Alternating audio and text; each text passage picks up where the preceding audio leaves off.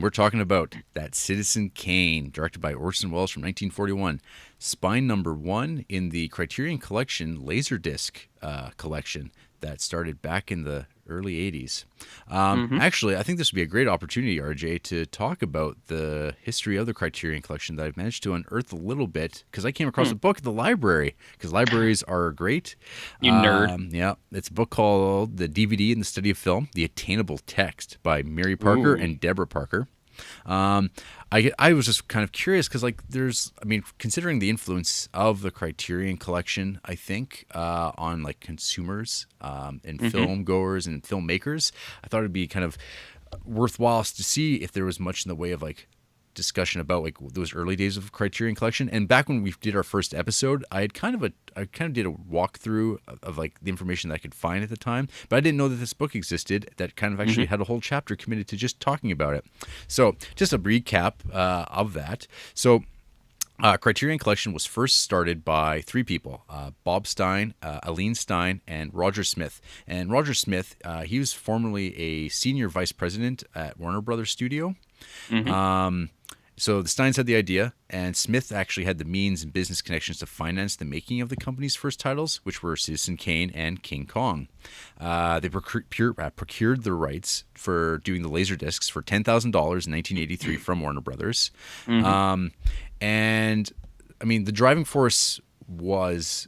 to doing the Criterion Collection in the first place was an insistence on high-quality transfers from film to Laserdisc and a desire to explore and exploit the new technologies at hand. So what that means is, like, I guess, like, Bob Stein, like, he'd wind up founding a company called Voyager, which actually was like a multimedia company. Like, his whole idea was how you could, like, explore storage space and try to make things more... exploded out and, like, more of like film school in a package, which is kind of like the thing that the cliche that's used to describe Criterion always. It's like, and if you look at the original logo, it's like a film reel turning into a book and exploding out. Yeah, that was like what the old idea for the logo was. It's very dated looking now. I don't know if I've ever seen that. Yeah, if you look it up, just like Criterion Collection Laserdisc, you get to see the old original logo. So I guess, Aline Stein, she further traces the idea for the collection to a conversation that took place amongst herself, Bob Stein, Bob Medjuk, and his wife, Laurie Dean, in 1983. Bob Stein proposed starting a company that would publish original material on Laserdisc. Medjuk thought that assembling new material would be too expensive without financial backing, and instead suggested putting existing films on Laserdisc with extras. Having published a magazine called Take Two while a film professor in Toronto, he was aware that there was loads of stuff available, and that's a quote-unquote, loads of stuff. Loads of stuff. But I guess, so it was Bob Stein who actually acted on the idea.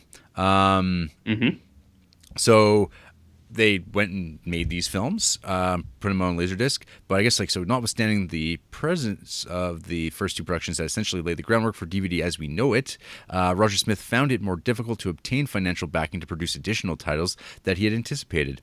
Rather than continue in an entrepreneur venture with an uncertain future, Smith opted to return to the corporate world, leaving the Steins without the means to procure additional films. 1 year later, this impasse was overcome. In 1985, the Steins formed a new partnership with Saul Turrell, his son Jonathan, and William Becker, owners of Janus Films, a distribution company of foreign film classics, and renamed the new venture Voyager after the satellite probe. Shortly after this new alliance, Roger Smith ceded the original name of the company, Criterion, back to the Steins, at which point the Criterion Collection became a vision within Voyager. So yeah, I mean, obviously, like, the partnership with Janus Films brought to them the rights to the films that, I mean, everyone kind of watches Criterion films for, like the Ingmar Bergmans, the Truffauts, the Fellinis, the Kurosawas, the Godards. Sister Act. That's what, like, really, I mean, those are the films that really, I mean, have defined kind of like a certain strain of cinema ever since. I feel you. Yeah. And I guess, like, I mean, I was just reading about, like, Criterion. In its early days, it sounded very much like it was like a bohemian commune almost. Like, loose hours, everyone's hanging out in California, people coming and going, working the hours, getting the work done, man. That sounds fun. Yeah, people would just come and go. You know, Roger Ebert would swing by and check out to see what's going on.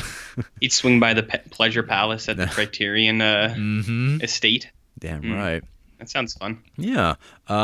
So it's kind of interesting to seeing what kind of what was the impetus for this stuff. And I mean, like, yeah, the way commentary tracks were invented, essentially, because there wasn't one on the Citizen Kane, but there was on King Kong, where it was, I think, they had a film expert come in from a UCLA or whatever, and he started just talking. They were going to do like an interview with him and then put it onto the package, but then they realized, oh, we could just like record this whole thing of him talking over the movie and just put it on as a separate track. Can we do that? Is the technology there? And they went, yep.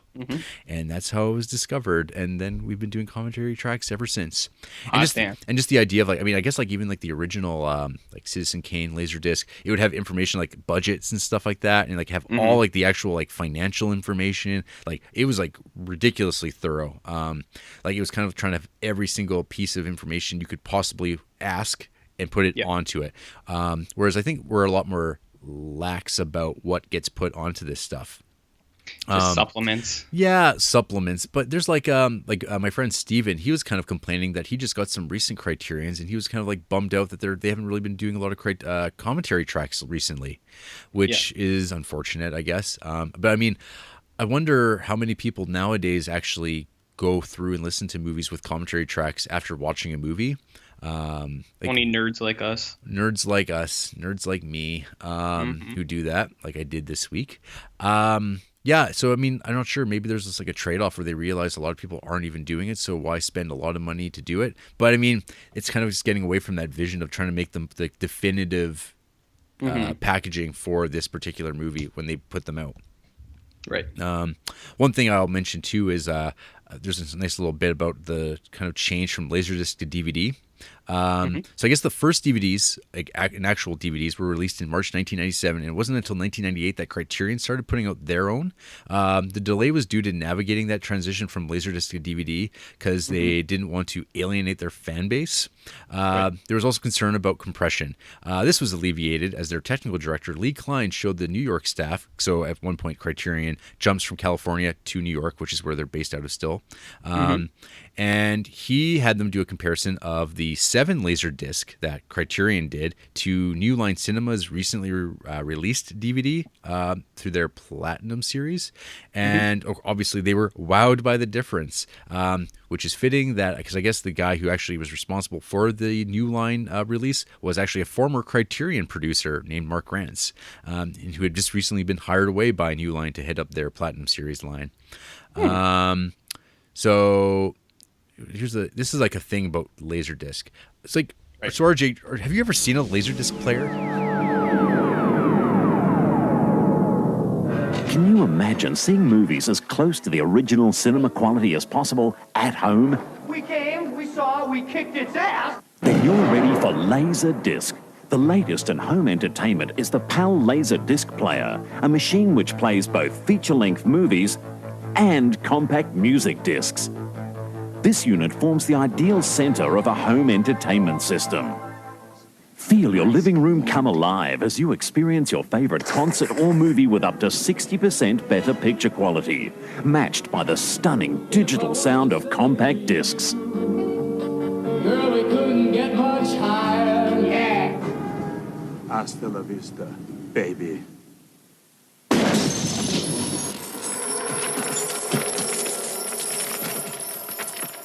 And these discs don't wear out. They're the same high quality the first time or the 100th time you watch them. Laserdisc will become the format you choose for watching movies. And the extensive range released each month includes everything from classics to blockbuster new releases. No matter what your taste in movies or music, the PAL Laserdisc player allows you to enjoy the future today. Join the home entertainment revolution with Laserdisc. You won't believe the difference. Call this number now for the latest information on how you can have this exciting new technology in your home.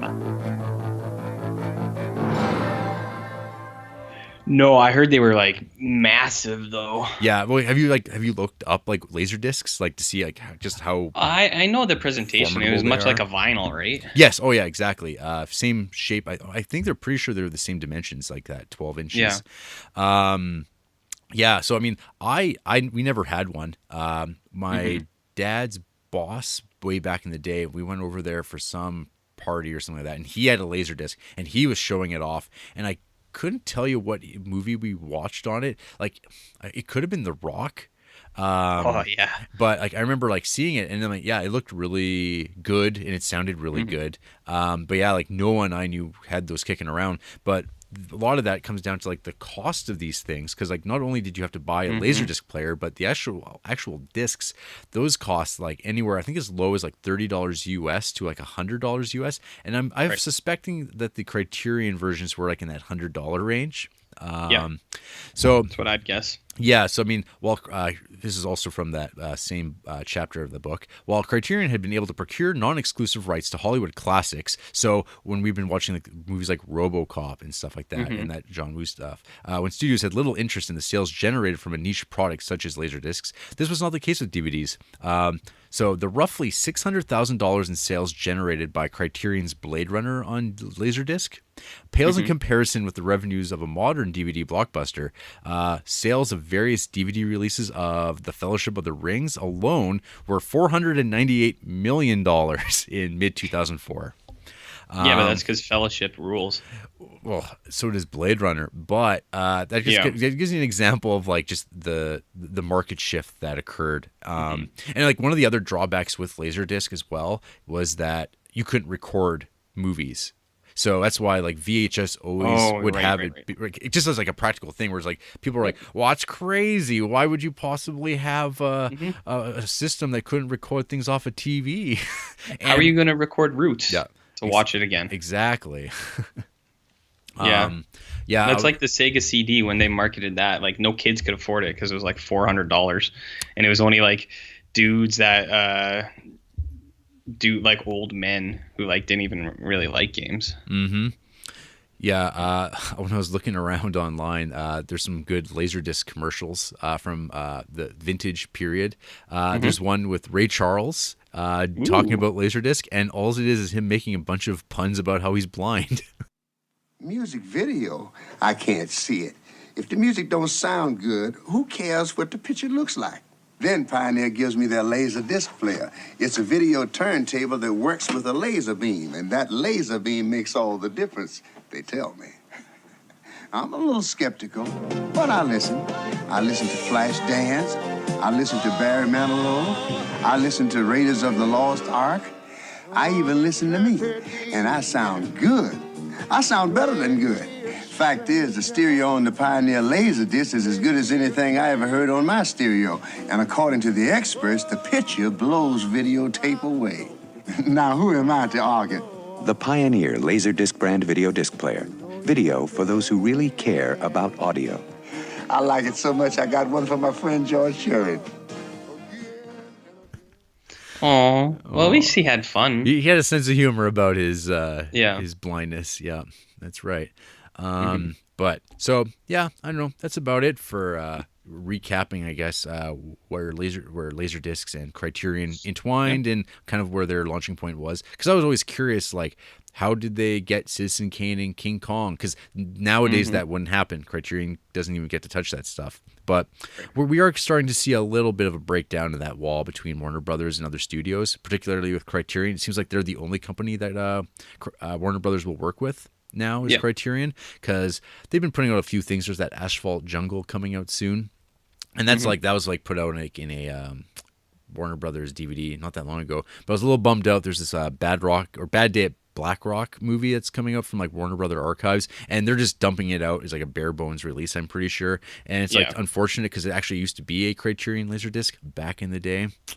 So, well, you should get a Laserdisc. I bet you could get one for like decent cash on the internet. Yeah, I think I'd have to I'd have to hook it up to a TV to make it look even good. Because part of the thing too is everything they put out was like laser. It's all gonna be letterbox too, so it's like not gonna be anamorphic. It'll look like junk, I think. Yeah, get over it though. I know. I'll just get past it. Yeah. But hey, this isn't a Laserdisc show. This is a show about Citizen Kane. So, a synopsis for the uninitiated. Charles Foster Kane has died. And when he died, he left these enigmatic words on his deathbed, literally his deathbed. of Rosebud. The film then proceeds into a montage, a March on Time style montage about his life in his history.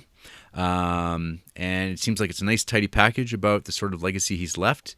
And this isn't enough, though, for one particular news organization that's going to send its reporter out to find out what the hell's this Rosebud business all about. Let's get behind the man, behind the story, and find out what really made this guy tick. So we then follow this journalist character in his pursuit of this truth, and as he interviews various people from Charles Foster Kane's past. And through these interviews, we get a portrait of this man, this American, through his life, him being strangely adopted at the beginning of his life by a millionaire, his fighting back against this millionaire and his investments in train corporations, his running a newspaper, turning it into his own slander rag to run down his enemies in pursuit of his own righteousness. We see his first marriage. We see him unsuccessfully run for governor of the state that he's in. We see his marriage fall apart. We see his new relationship. We see his new relationship attempting to be pushed to heights of talent that she simply does not have. We see him going closer and further into his own self as he recedes into his own personal Xanadu, into his mountain palace, where he just hoards the world's valuables for himself.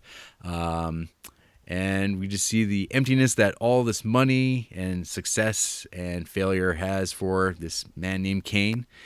And we even find out what that Rosebud thing is all about. But, RJ, having seen now Citizen Kane for the first time, I'm very curious, before I launch into a whole bunch of stuff, what you think of old Kane. I think The Simpsons did it better. Oh, yeah?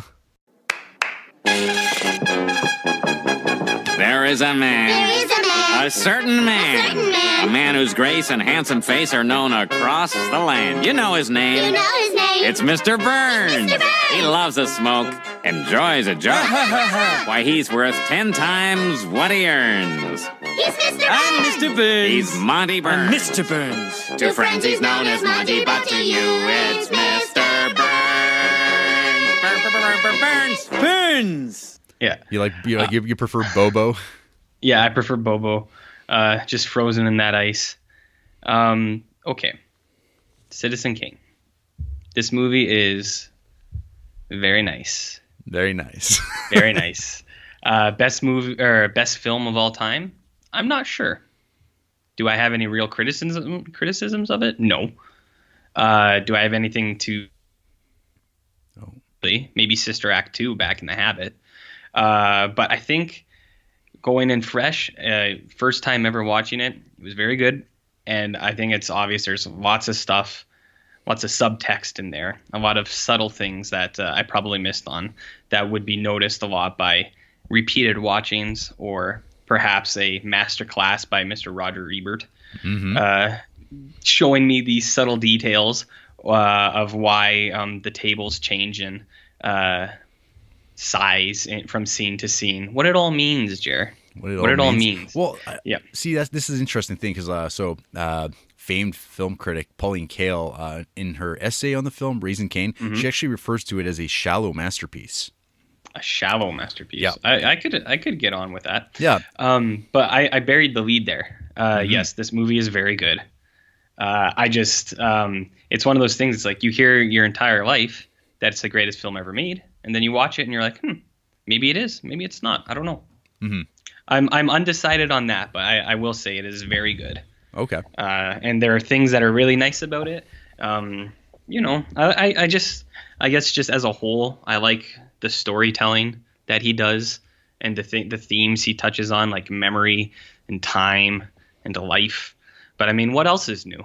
People have been saying that shit for 70 years. Am I right?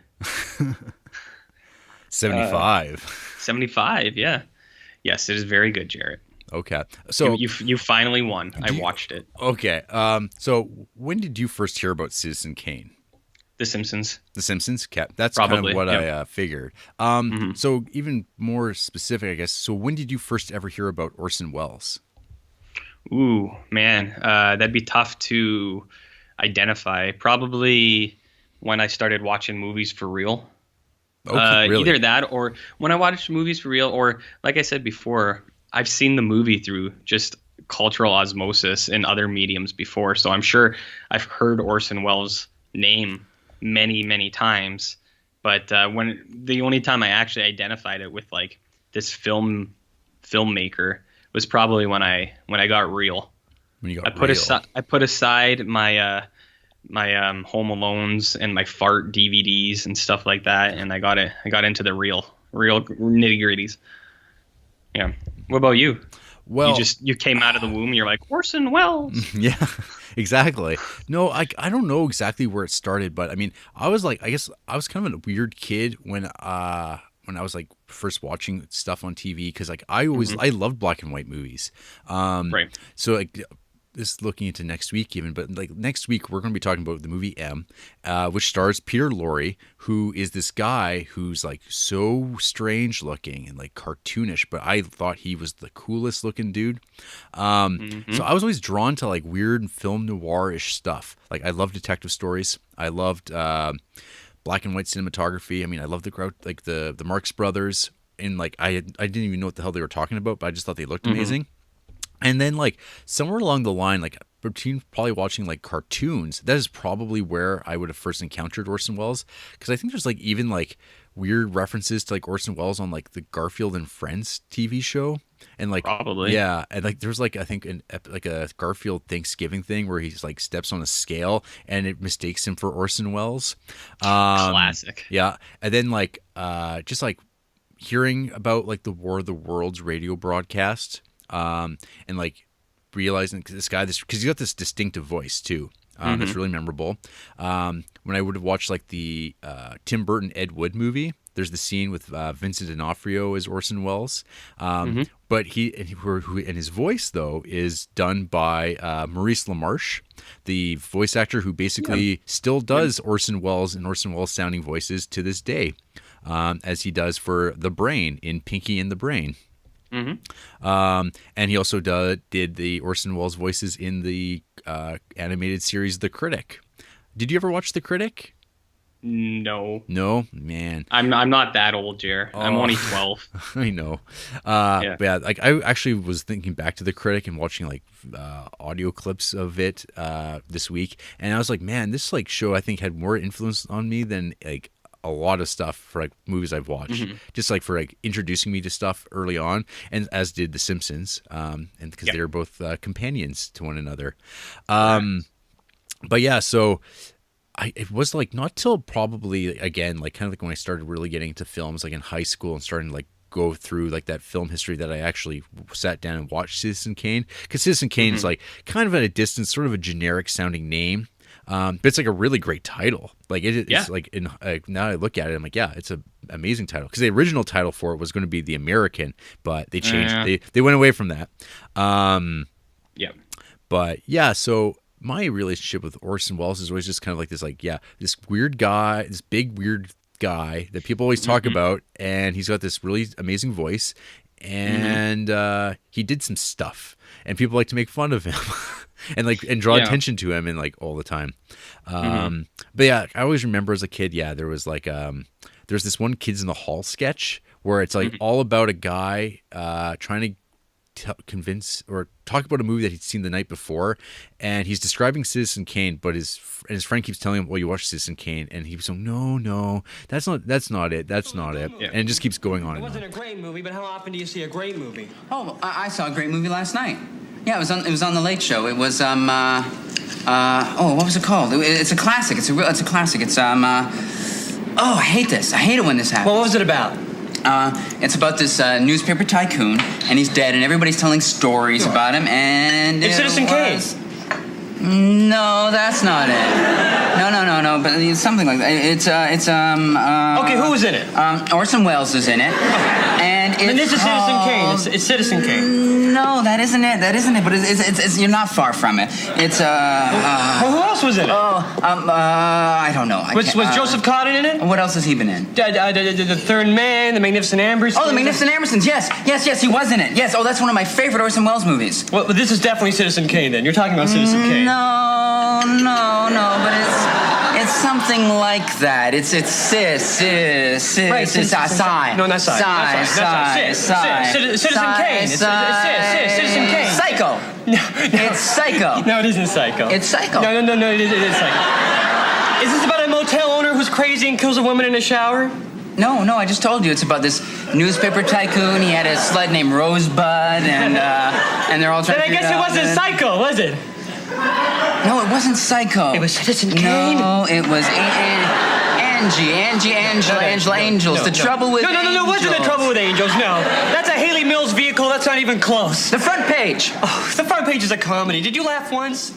No. So yeah, it's always like if you look up like Citizen Kane on Wikipedia and you look at like all the references to Citizen Kane on IMDb and like all these movies that are like takes off of that, like Citizen Cohen, Citizen blah blah blah, and it's just like its presence is felt through everything, it seems.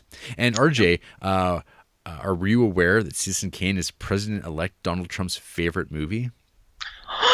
I was not aware of that. I was always under the impression that his would be like, I don't know, edit this later, insert a snappy title for a movie that is culturally significant and topical. Yeah. Okay, get back to the show. And Errol Morris made a short documentary about it where he interviewed him. The word rosebud is maybe the most significant word in film and what we all watch.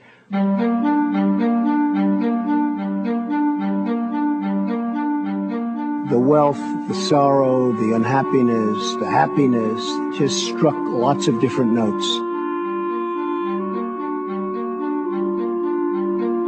Citizen Kane was really about accumulation. And at the end of the accumulation, you see what happens, and it's not necessarily all positive.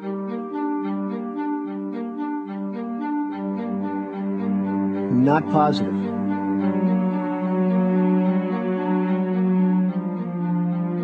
I think you learn in Kane that maybe wealth isn't everything, because he had the wealth, but he didn't have the happiness.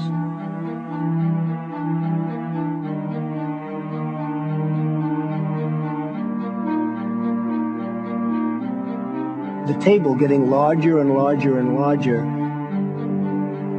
with he and his wife getting further and further apart as he got wealthier and wealthier. Perhaps I can understand that.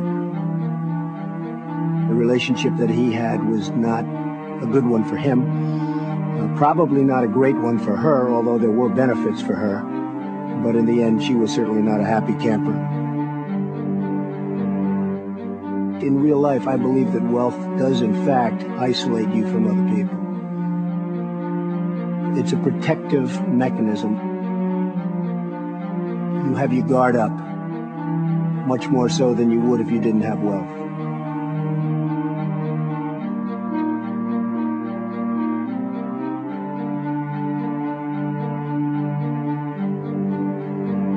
There was a great rise in Citizen Kane. And there was a modest fall.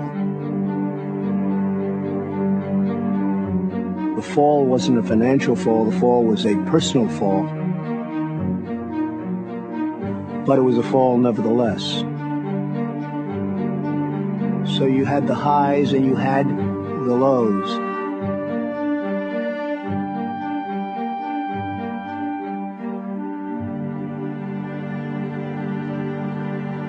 A lot of people don't really understand the significance of it. I'm not sure if anybody understands the significance, but I think the significance is bringing a lonely, rather sad figure back into his childhood.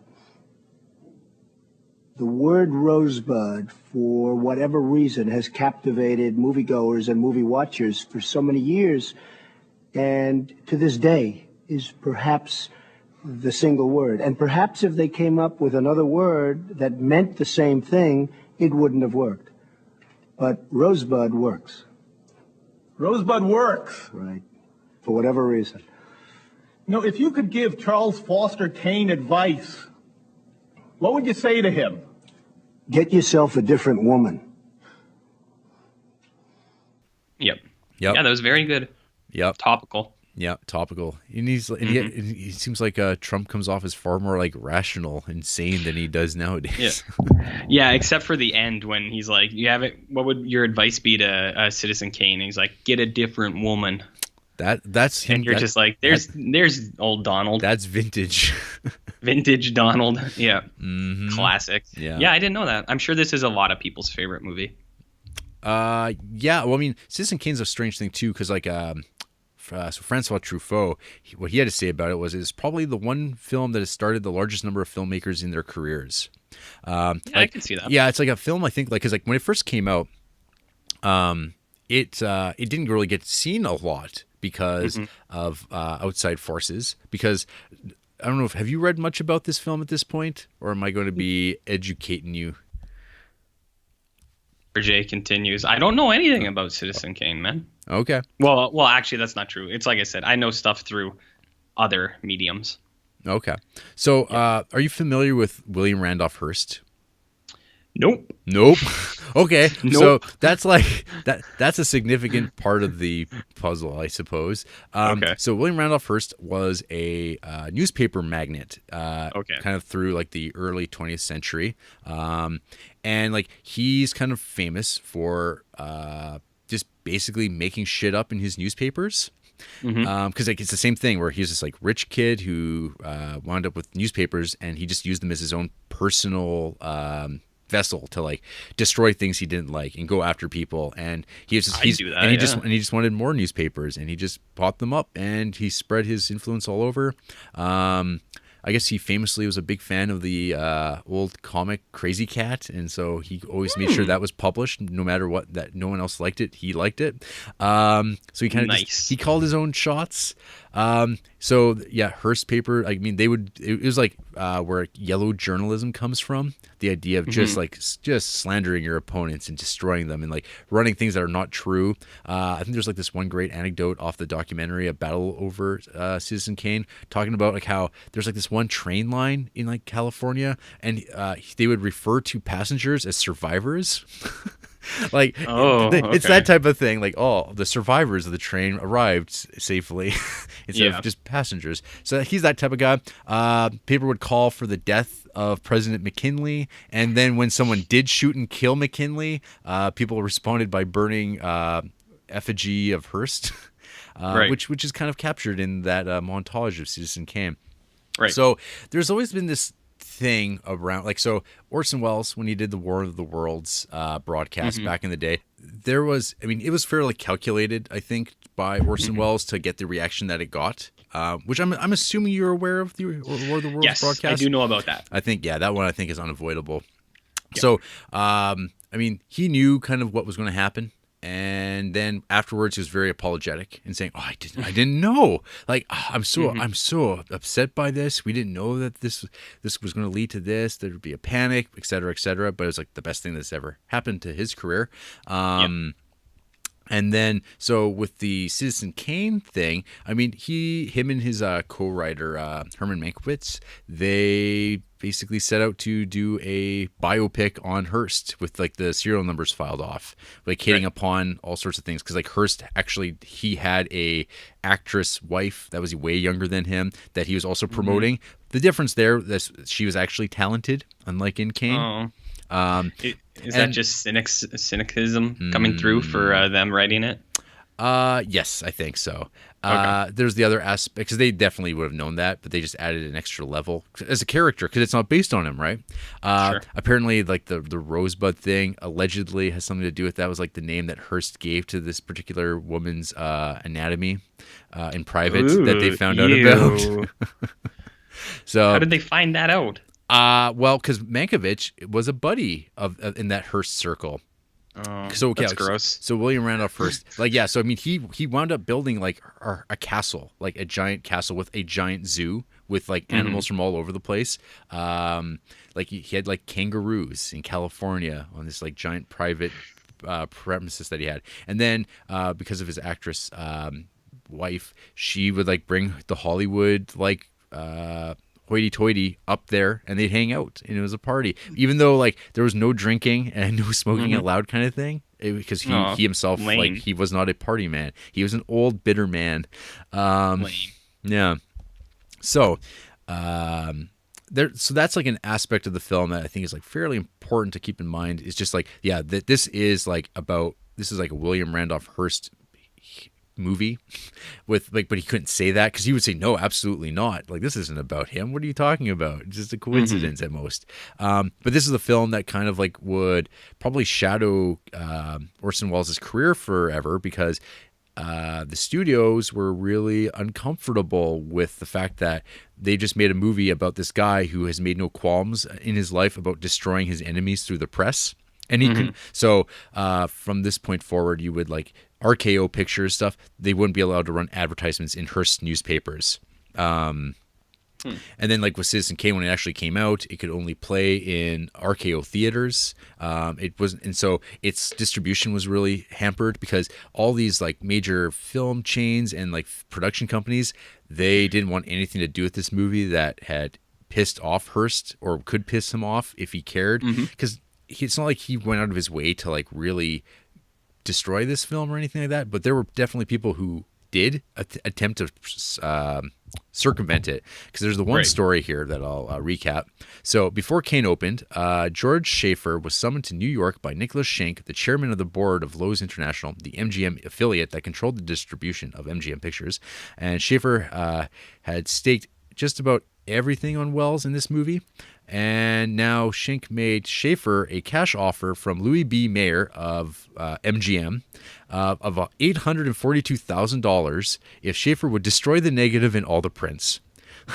The picture had actually cost about $686,000 to make, so it kind of helped cover the rest of those post-production costs. But they didn't want this movie to come out. Right. This wasn't just like Mayer putting up the money himself. This was a joint offer from other like top movie magnates who were combining for common protection. The offer was presented to Schaefer on the grounds that it was the best interest of everybody concerned for Citizen Kane to be destroyed. Obviously, Schaefer refused, because we're watching the movie and talking about it right now. He did not take this deal back to RKO's board of directors, as he probably suspected correctly the deal would have been taken. But I mean, the film wound up dying on the vine at the time because it didn't get theatrical distribution, because no one wanted to really play this movie due to fear of what the ramifications of that would be. And so when it came to Oscar time for this movie, it only won one Oscar for Best Original Screenplay. And for like in all the other categories where it got nominated, it would go to movies that like it would have people involved with their productions winning, but not Citizen Kane. Like it was like kind of one of those things where you're like, like it was intentional, because no one wanted to actually Citizen Kane was that great in that regard. So I mean, obviously Orson Welles was probably also very offended by this weird active thing, because I mean, I guess I could also talk about how Orson Welles came to Hollywood in the first place and was kind of given this amazing deal to make this movie. Sure. So he was like kind of like child prodigy. Did theater all around, from being a kid to in Ireland to back to America. He was able to kind of capitalize on Roosevelt's work program stuff going on in the 30s during the Great Depression. And there was one of the particular things was like running a theater in Harlem where he was putting on Shakespeare productions for like black audiences, starring black audiences. And so he was making his kind of name off of Shakespeare stuff and just doing these different sort of things like Julius Caesar, but like with obvious like Hitler infused imagery, which in the early, like in the 30s when Hitler was first taking power, that was like bold to do. And like just like the depicting like, you know, the anti-Semitism happening there, which again is something that wasn't really being done. And so he was making a name for himself in theater with the Mercury Theater Group, and then which broke off from like those federal government fundings at some point. And then he did the War of the Worlds radio show, which completely changed it. And then he became like kind of the hot the hot chased after object of desire by Hollywood. They wanted him to come and work for him. They wanted him to act, and he just refused all their offers. And he's like, no, it's not good enough. I want money. I want to make a movie. Even though he'd never made a movie in his whole life. And then finally, RKO was the company that said, hey, we're going to give you like carte blanche. You can make whatever you want, and you get to write it, star in it, direct it, everything, and you get final cut, which was insane for 1940. Yeah. Like, no one got to do that at all. And on top of that, he even had the added thing where no one would get to look at his daily rushes, which is like absurd because like the studios want to know where their money's going and they want to be able to look at what's going on. But he had that power where it's like, nope, no one gets to see anything I'm doing till it's done, kind of thing. So, so people don't get to do that today, even. No, well, there's always the one thing that like people bring up is like the most recent example of it that I think of would be like when Tom Green made Freddy Got Fingered, because he basically had the Orson Welles deal. Like he got to do whatever he wanted, and it's like obviously there's quite a drop off between what Orson Welles did and what Tom Green was doing, but I don't know. But it's like that's like the closest thing to it. But then it shows like once again, this is why studios don't let people do whatever they want. I guess is because of things like Freddy Got Fingered, which actually I think is not too bad of a movie. I like that movie, man. And then sometimes you get Citizen Kane. Yeah. But so there's a lot. So Orson Welles shows up and he's like kind of like got this like crappy little scrubby beard going on in like the late 30s, which like is just not the look that people go for. And I guess like his initial movie that he did want to make was Heart of Darkness, the Joseph Conrad book, which famously is also Apocalypse Now. But he wanted to do it back in the 30s, and I mean, that sounds absolutely amazing on paper, but alas, didn't come to be. But he wound up doing Kane instead, and so yeah, they made the movie. So RJ, maybe share with us your thoughts of the movie, your run down through the thing. My rundown. Yeah. Well, it's like I touched on before. I mean, it seems very evident now, but I'll just be parroting what other people say. I mean, it's very good. The cinematography is ace. Everything looks very nice. I particularly like his lighting and use of shadows and things like that. Did he have a hand in that, or did he have his own cinematographer who like? Excellent question. So, one of the things the story that always gets told of this film is that kind of like the best cinematographer in Hollywood, Greg Toland, he came to Orson Welles himself and said, hey, I want to work on this movie with you. I want to work with you. And he was like, oh, cool, great. And so Greg Toland, like he'd worked with like John Ford at this point.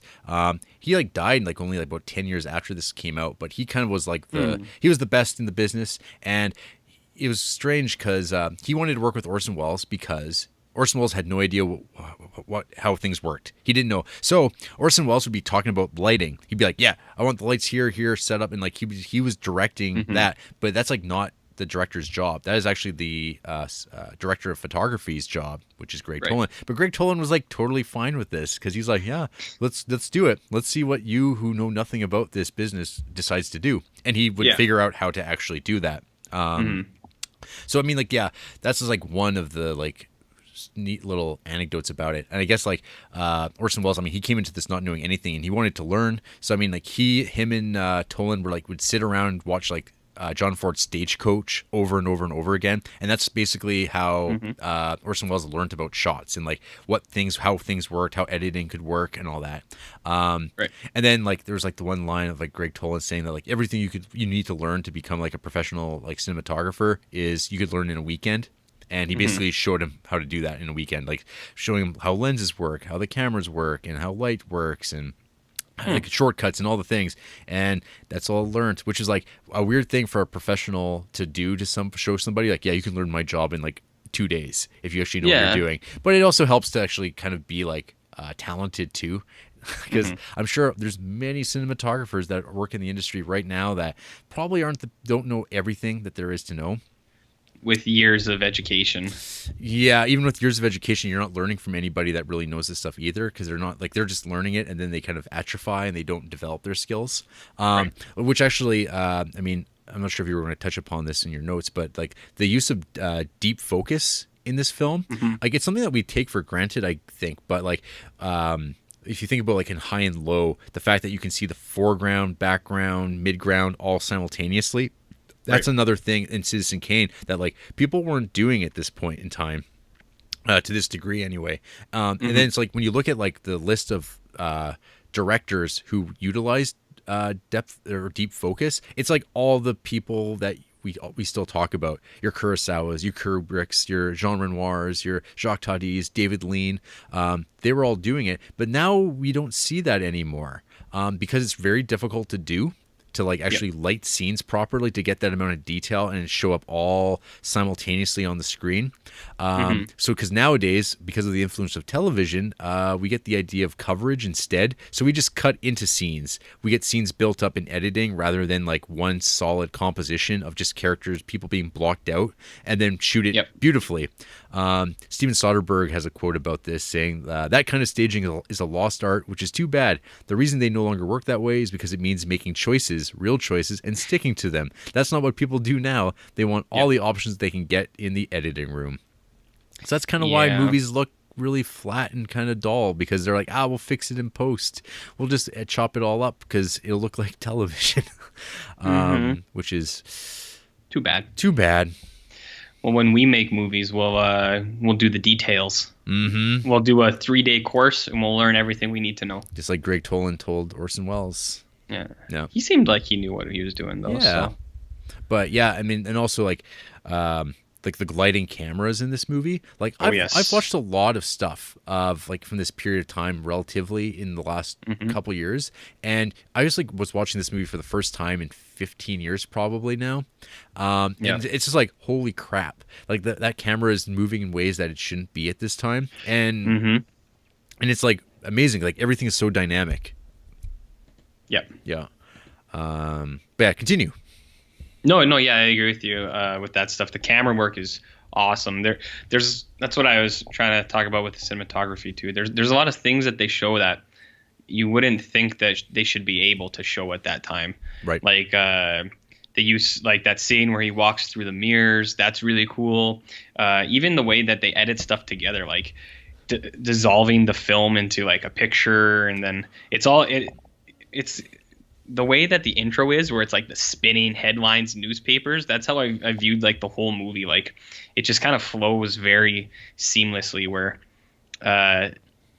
in an innovative way, like he transitioned between scenes, and from other movies I've watched from the period, no one else was doing stuff like that. Well, yeah. So there's another one too, where Orson Welles, I guess, like he didn't realize how cross-fading worked, or like so when things would cross into one another. So what he was doing was when he'd end his scenes, they actually had the aperture go down, so the light would actually go to black. And so when they matched those scenes up, there'd be scenes where the transitions were literally going to black and then fade into the next one, because they fade out of darkness into light when they were doing their shots. And so they'd match up because everything was planned so meticulously.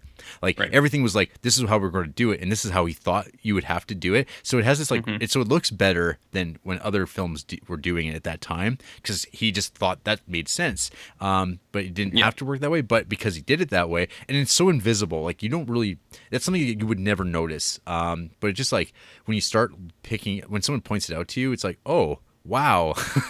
That's like, what, like, look at this attention to detail. Which I mean, like, even plays into like that, like the News on the March opening scene of the film, which actually the reason it actually was edited by the people who did those actual March in Time newsreels back in the day. Nice. So that's why it works. So it has like all the stock footage, but then you look at the attention to detail in that, like where like they staged like these anti-Kane rallies and pro-Kane rallies, and they just would have found extras, and they shot like maybe 2 seconds worth of footage. And they would have, it would have taken like a day to like do this, but they went and did it because they're like, we got to have that. We got to have that shot in it. And they went and did it. Actually, the thing that occurred to me was like, this reminds me of Zack Snyder opening credit work. Like it's like, yeah, man. Yeah, because it's like, I'm like, obviously, like Zack Snyder gets to use a lot more technology. But they're all using special effects. But that's like probably the best thing I'll ever say about Zack Snyder's work is his opening credit stuff is always actually like the highlight of his movies. Oh yeah, he learned a thing or two about from these guys, I think. From OW. Yeah, Yeah, no, that stuff's all great. And then like I was saying earlier, the themes he kind of goes on, and actually the storytelling, like it's non-linear kind of, which I'm a big fan of, as we've discussed. When it's done right, yep. When it's done right, it's terrific, which I really like. You kind of keeps you on your toes, man. It makes it so I guess it may not have been an issue then, but like today, how do you like capture the audience's attention for more than a couple minutes at a time? Like you got those kids these days, Jer, and they're on their cell phones, and it's like, what are you going to do? So you do something like this, and it's just like, oh man, I better pay attention because I don't know where it's going to go. Mm-hmm. That's my hot take on nonlinear storytelling from 1941 to 2016. Yeah. Yeah, but no, yeah, like I was saying, one thing I just really like is playing with the ideas of like history and time and the way time passes for people and how memory is. Like, as you know, my master's degree was just on memory and like learning and things of that nature. So I think it's really interesting to look at how people view memory and how it's viewed through other people's eyes, and how people who live the same experience don't take it away the same as others do. Stuff like that. You know what I mean, man? I think you picking up what I'm putting down? Well, I think it's interesting though too, because you're actually picking up on themes in this movie, which is something that, like, when you read a lot about this movie, people are really hung up on the technical stuff. And I think for me, that's like the most like interesting stuff. It's just like watching how this movie was like put together from like a technical standpoint, because you have to consider this is like a first-time director. Right. Like he had never made a movie before, and this is his first like real like feature film. And you compare this to like other directors' feature films, and there's just like no comparison for like how like sophisticated it is. In some ways, you could even argue that like there's almost like a regression. But like I think in him, like I was reading, he has an interview with there's a book. It's like the closest thing to a biography or autobiography that Orson Welles has. It's called This Is Orson Welles, and it's just a book of interviews between Peter Bogdanovich and Orson Welles from like a 30-year period. And like he kind of like he complains about a lot of shots in Citizen Kane. He's like, oh, that's so showy. Oh my, I wouldn't do it that way now. Like he's just like really like very critical of like, I was being such a showboat, which is like hilarious because Orson Welles is a showboat his whole life. But yeah, like it's amazing just like what he was doing, because I mean there's like sort of like that German expressionist sort of vibe to some of the cinematography, because it's so like the black, it's so graphic in its qualities. Right. Like that opening credit scene is like so amazing. It's just like a series of like fades into the next level as we get zoomed in onto Xanadu, and I mean like it's something like out of a horror film. Like it's just like this it's like this dark gothic castle, and just we move in through, and like the weird enigmatic like shots in the film, like the mirror shot of him like near the end of the movie when he's walking through the Hall of Mirrors, the shattering of the snow globe. Like it's like it has these like gothic qualities kind of running. God dang right. But yeah, so opening credits are amazing. That March in Time style News on March montage is like amazing, and it's actually like quite substantial too, like because it tells you the movie, it tells you it tells you the whole damn movie is pretty much. But then we're left with that story of like, well, what's with that rosebud thing? Yeah, man, it sets everything up and it pulls you in. But I was just thinking as you were talking about like how a lot of people praise it for the technical aspects. Yeah, I think that might just be an artifact of coming from a first-time viewer. Like I was saying before, like I'm sure the more I watch this, and if I read like people's reviews or looked at commentaries, and like it's like you said, once you have certain things explained to you from people who like maybe took a film studies course and you just did this film for the entire course, it's like, look at how he does these things, like repeated watchings and like trying to understand it. I'm sure would pick up on those technical aspects more. And like I did notice some of them, but it's like I said, I'm sure there's tons and tons of stuff that like just kind of went over my head. But yeah, for me, I responded more to just the themes he was going with time and memory and life, man. So as a first time watcher, that's what I took away from it all. Okay, well, that's good actually.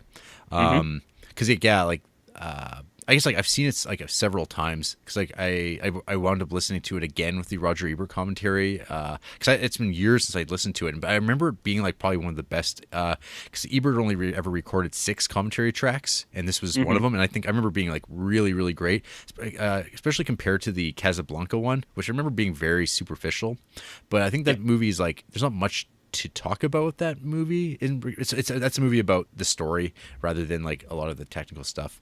And there's so much like depth to this movie as far as like its context and time and then technical stuff and like all the stories that come out of it, and just like Orson Welles being this like larger than life personality, which isn't a fat joke. Yeah.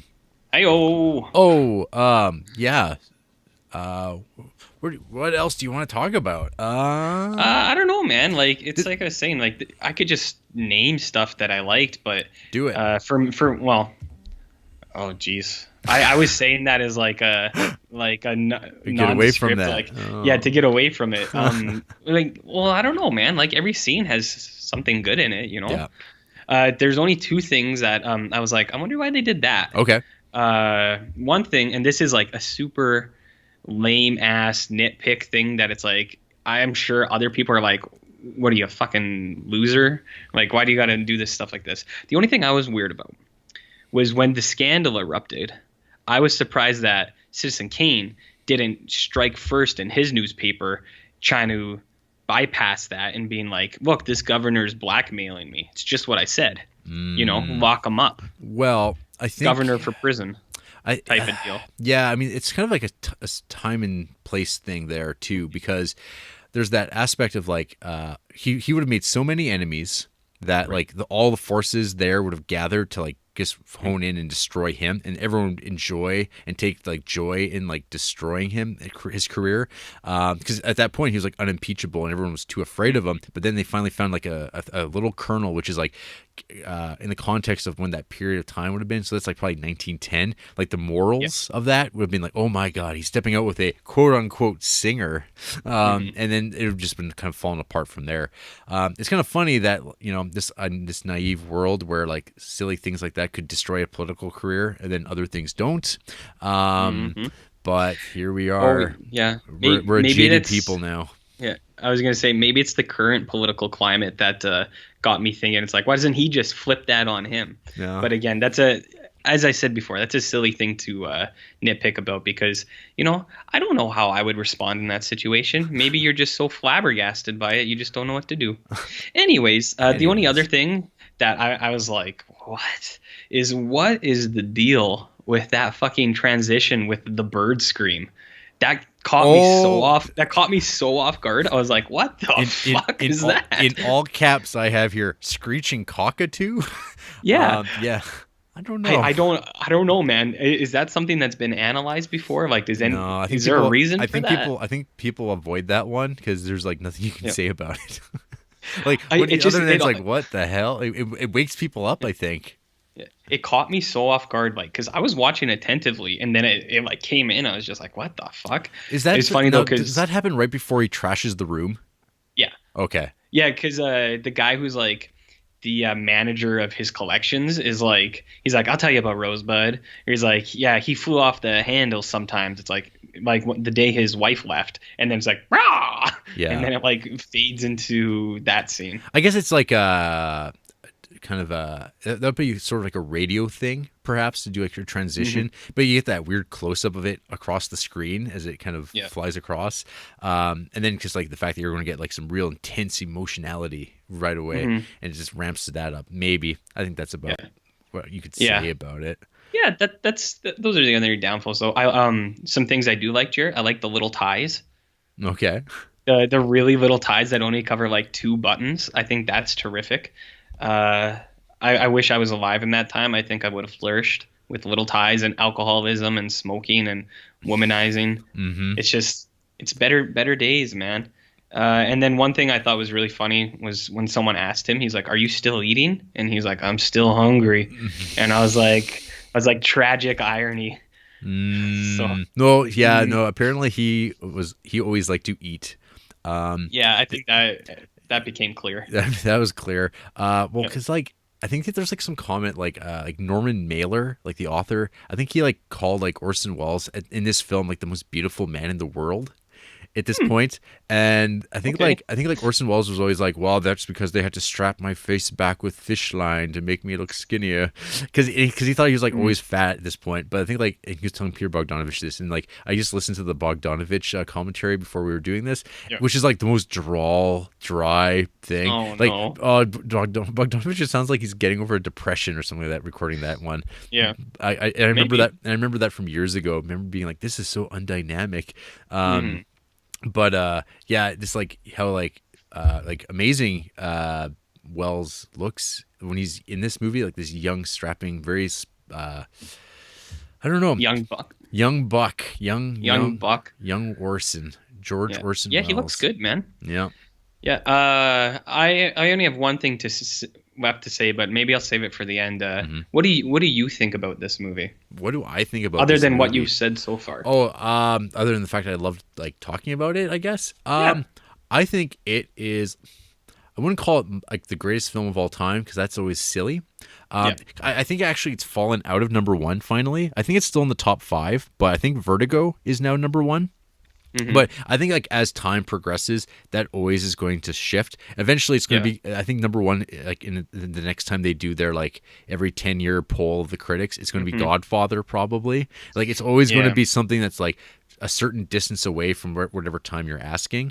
But yeah, no, I think the movie's like just fantastic. Just like for like historically, it's amazing.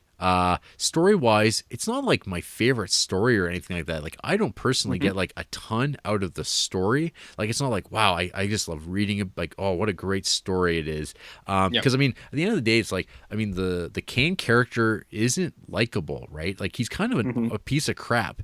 Like he's using this. He has his own agenda. He's a great character, but he's not like something to really hold up. And like Joseph Cotton, his buddy, Leland, he's like Jed. He's like, I don't know. He's in the movie, but he's not like a massive driving force behind a lot of stuff. There's definitely there's a sense that you can never really get close to this movie, which I think is great in a lot of ways, because that's what the movie is about. Like you can never, it's unknowable. There's a certain unknowability of like what Rosebud meant to Kane, because there's like actually the one really great scene that I never really picked up on, or I forgot about anyway, was the whole thing when he actually meets Alexander, his next wife. When he met her waiting on the street when he gets sprayed with the mud after she was like getting her toothache medicine. He was on his way to go look at his dead mother's like remaining like assets, because I think he was on his way there to go see if that sled was there. But he got but he gets sidelined. But it's like this offhand, they don't bring much attention to it. He's just saying, "Oh, I'm going to go. My mother just died. I'm going to go see her stuff," and he never gets there. And but it's like this beautiful little like side moment where you're like, oh, because like if he had never met her, if it wasn't for this lousy broad. I guess that's what Donald was talking about. That's right. When he was like, better find another lady. Yeah. So I mean that. Oh yeah. Then there's like that the table scene. That's like obviously a go-to. I think probably the iconic thing that people always talk about with Kane. This movie is responsible for giving us the amazing GIF of Citizen Kane, of Kane's defiant applause as he just stares forward and just applause despite everyone else not. And Did you say GIF? Yeah, it's GIF, buddy. It's actually. I'm gonna take you out. Okay. I'm gonna take you out. Okay, sorry. Continue. I mean, like I've seen that for ages and ages. Oh yeah. And it always makes me smile that people still talk about Citizen Kane even on the internet. What about the Shia LaBeouf version? Oh yeah, of the GIF. See, yeah, there's that too. Which do you prefer though, Orson Welles or Shia? Oh come on, Orson. Oh, okay. That Bernard Herrmann score is it's not as crazy as he would get. Like I think he didn't really hit his stride, I don't think, till that Hitchcock era. But I mean, it's pretty awesome that he got to work with Bernard Herrmann, like with Citizen Kane. And I don't know if you noticed, the editor on Kane was Robert Wise. I did not notice that. Yeah. So Yep.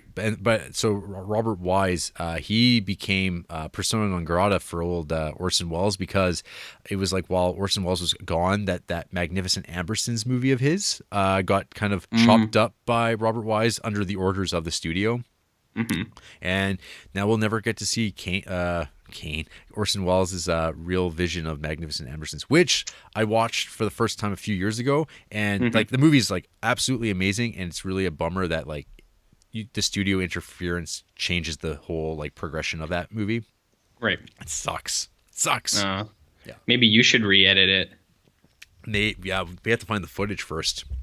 I'll give me like 2 weeks. I'll dig it up. Yeah. You hear that, Warner Brothers? I'm coming for you. I know they're listening. There's finally someone willing to go look for it. Yeah. Yeah. Yeah. So like one to throw too. So Roger Ebert, he describes this as a special effects movie, which actually once he starts breaking down these scenes and the way that they were done through matte paintings and like just composition, you're like, no, it really is. Like there's like crazy weird stuff where like there's the one shot where and this is like a common thing where they start with a big close up of like kind of like an iconic image, like someone's picture, and then it pans up, and then it's the one where they move up to like the nightclub that Susan Alexander's working at, and then it goes forward toward the night skylight. But what's really interesting is that it goes through that the signage, but what actually happens is it invisibly moves as the camera goes forward. And because it's like, oh, how did they have this camera pass through this caging? And it's like, oh no, the actual thing moves apart. Yeah. And there's another bit when Kane's getting adopted at the little shack in the Midwest snowy wherever. There's like, it's just amazing. There's this layout where the camera starts at the window with him playing out in the snow, and then the camera keeps moving back, and then it actually winds up literally passing through a table, and you can actually notice that there's a hat sitting on the table, and it's moving, and it's because the table just got put back together as the camera had to pass through it to get the shot done. Oh, cool. Yeah. No, it's just like there's just like this stuff where you're like, oh wow, like that's like seems so unnecessary, but there it is. The one that always gets talked about weirdly with this movie that like it's kind of interesting from like a historical standpoint was that if you watch a lot of these movies from this period of time, they don't shoot ceilings. And that's because you don't shoot ceilings because you're on sets that don't have ceilings. These are spaces that don't exist. But because Orson Welles wanted to shoot so much of this movie from like low angles, which we haven't even talked about at this point, just like the use of low angles in this movie, which is it's like almost obsessive how everything is shot this way. It needed ceilings. So what they did with the ceilings was that they used this like white gauze like cloth to kind of cover up all where the lights and the microphones were, which also allowed them to position the microphones in better places so that they could pick up sound. And so this movie's got ceilings up the wazoo. They're all over the place constantly, and particularly in the newsroom, they're actually almost too low, I would argue. Like the characters just seem so tall, and then the ceilings are like relatively lower than they should be. But that's neither here nor there. Yep. No, it's cool though. Yeah. It's like I said, it's neat. It's neat. What a neat movie. What a neat movie. Yeah. Very nice. Yeah. So yeah, like, I mean, I don't know. Like, what can you say about this movie? Other than like, yeah, no, it's Citizen Kane for a reason. I love watching it. I could watch it any day of the week, kind of thing. And it's like I'm like, oh, it's been so long since I watched it, and it holds up really well. I don't know. It's got it all, man. It's got it all. It's got a hot story behind it. It's got, and then so I guess I've mentioned sort of like Orson Welles. He makes this movie. And kind of from this point forward, he has nothing but problems getting movies made for like the rest of his career. And like everything he ever made is sort of compromised more or less. Because like even like his next most well regarded movie is Touch of Evil, which like when it first came out, it got butchered, or the first like opening credit scene got hacked up and chopped up and wasn't at all what he wanted. And then like it wasn't until like the late 90s that Walter Murch went in there with Orson Welles' notes, and he actually recomposited the opening sequence. And then you get to find out, oh wow, this is like really amazing. Like what amazing sound design, what like amazing cinematography. It's like all one continuous take, which is actually one thing that's like pretty common with Orson Welles stuff, because in Citizen Kane there's a lot of like single take stuff going on, whereas like and it's always dynamic. Like it's not just like like I don't know, you watch some stuff, this 30s and 40s stuff, it's very statically shot and kind of not the most dynamic. But this movie, you could never accuse Citizen Kane of not being dynamic. But so like Touch of Evil is like his next kind of really big movie. But like one of my favorite movies of his that I've seen is The Trial, his adaptation of Kafka with Anthony Perkins. And that movie is like one of the most beautiful things I've ever seen. Like the cinematography in that is just absolutely crazy. It's like it was shot overseas, so taking full advantage of like some like the amazing like that really industrial looking modernist architecture, and just having like the backdrop of like Kafka play out against that is just amazing. And then I just recently actually watched Chimes at Midnight, which is his like weird like mashup of Shakespeare stories. So basically he readapted all of like Shakespeare to tell the story of Falstaff, from like Henry IV to Henry V. And like I didn't really like enjoy the movie as much as I think I could, because I am really rusty on my Shakespeare. It's been a really what's your deal? What's my deal? Lazy. Well, I can't read, so that's always my deal. So I'm like, I think I have to like, we got Henry V coming up like sometime in the new year. So I'll probably have to like get some practice there, and then maybe go back to Chimes at Midnight, because I think Peter Bogdanovich says that he thinks Chimes at Midnight's his masterpiece. And on a visual level, like once again, Chimes at Midnight looks like absolutely stunning, but a lot of the time I was like struggling to like follow along with even with the subtitles on, like what are the characters talking about in Shakespeareese. And then like just the last week I watched Lady from Shanghai, which is his movie that he made with Rita Hayworth, his second wife. Were you aware that Orson Welles was married to Rita Hayworth? I wasn't, but I mean, it makes sense. Yep. Well, he makes was. sense to me. Lady from Shanghai was the movie he got to make with her right before they got divorced. So the movie's got that weird vibe of like, oh, their marriage is falling apart and she's a bad woman. Oh, that's like that should be like a subgenre explored by somebody, figuring out all these movies that were made by people with failing marriages, like The Rookie, with directed by Clint Eastwood. That would go in there. Yeah. Oh, that's sad. You can do it. But yeah, I checked out the Battle Over Citizen Kane documentary for this, and it just what was that like? It's like really weird watching a documentary from 1996 and comparing it to how documentaries are made now. Like it seemed like this wanted to spend a lot more time on things that like nowadays a modern documentary would skim right over just for time. They'd be afraid to bore people. So I mean, it's definitely languid at times, but it's it's just because documentaries aren't edited this way anymore. But like, it's basically, I mean, you get this vibe sometimes watching like and reading about Orson Welles is that like he never made another good movie afterwards. That he just like spent his like final days doing like Transformers like voiceovers and doing these like commercials selling wine and green peas. Turn camera. Mark. 102, take one. With overlap, action please.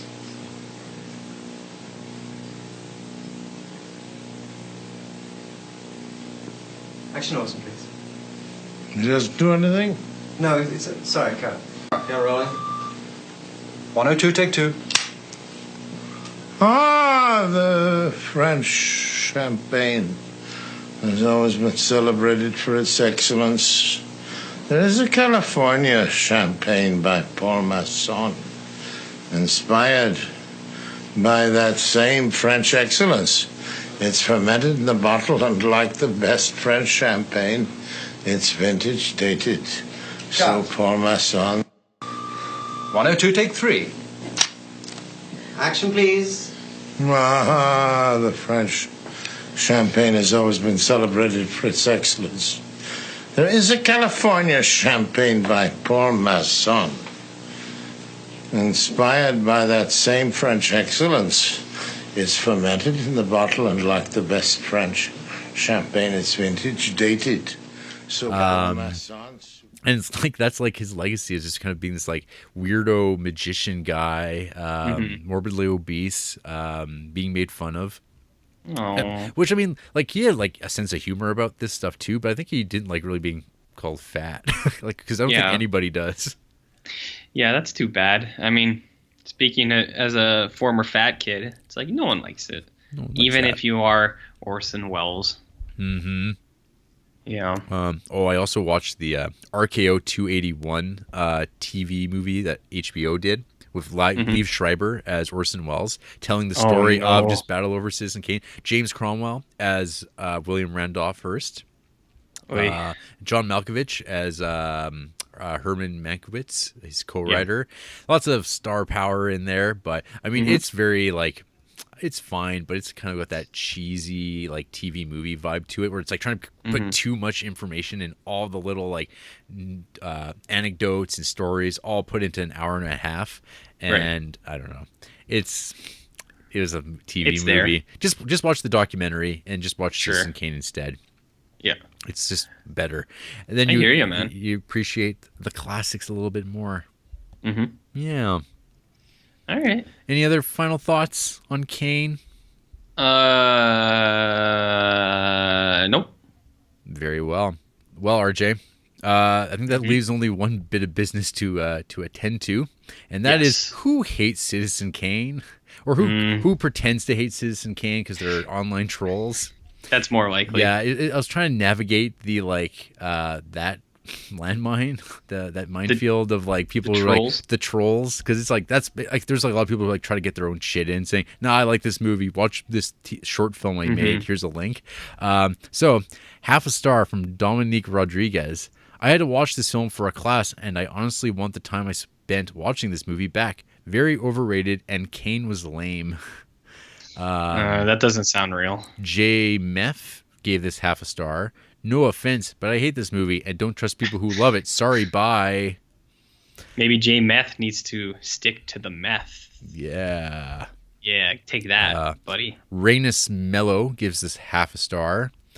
Why is this movie so famous? Why is this movie so boring? If I could say a word about this movie, it would not be Rosebud, but lame.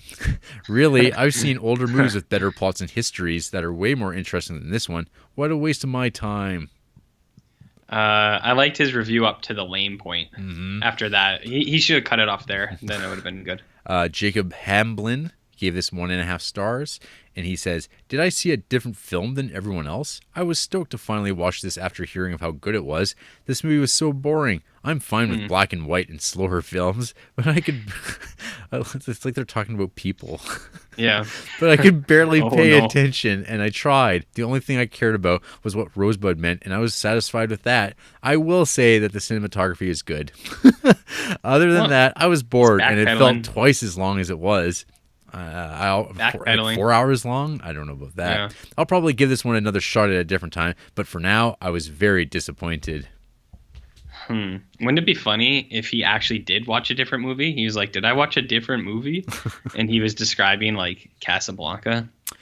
Wouldn't that be weird? Wow, it would be wild.